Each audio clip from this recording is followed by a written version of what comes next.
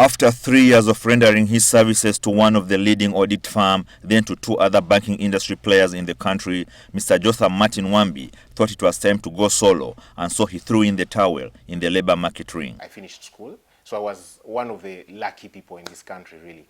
And I worked with reputable organizations, Citibank, EY, and then NCBA.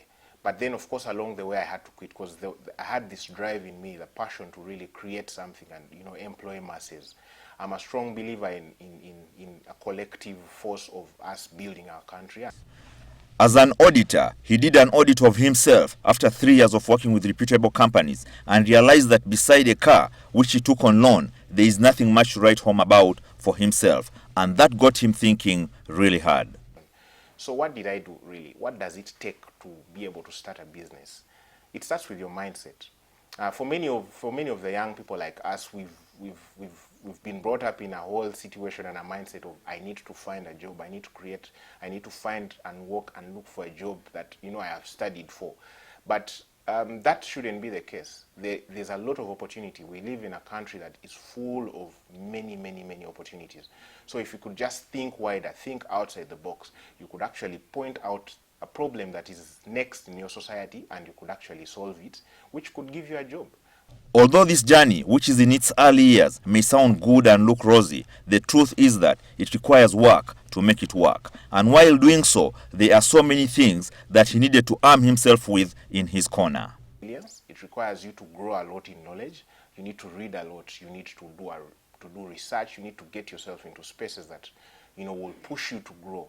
You need to get a mentor that will be able to pull you up and encourage you and hold you accountable to the things that you're saying you're going to do. Many times you're going to depend on the connections that you've made. They're going to come through for you in certain situations when maybe you're lacking at that point until now when the business has grown.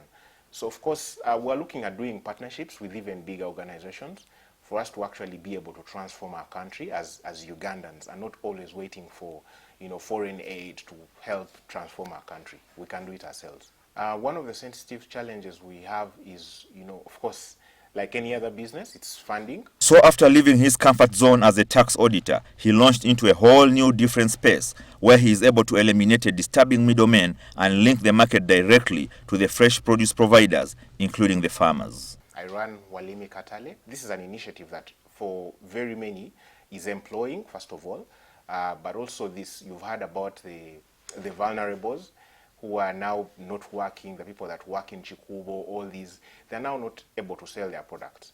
The market ladies, they're not able to fend for their children and pay their school fees. But at the moment, what we're doing is we're helping enable them. So government should come up and provide intensive support for this particular sector.